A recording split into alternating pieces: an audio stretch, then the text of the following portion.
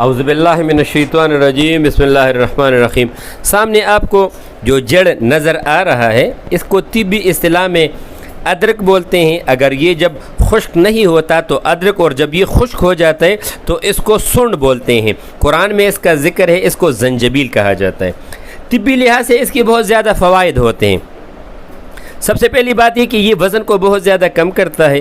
وہ خواتین و حضرات جن کا پیٹ یعنی لٹکا ہوا ہو ان کے لیے بھی یہ بہت زیادہ بہتر ہوتا ہے۔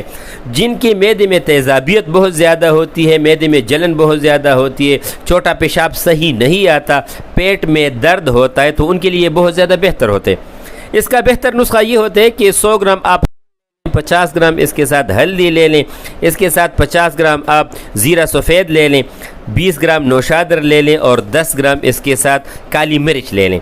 اس کا سفوف بنا لیں، اور گیس کے لیے اور پیٹ کے درد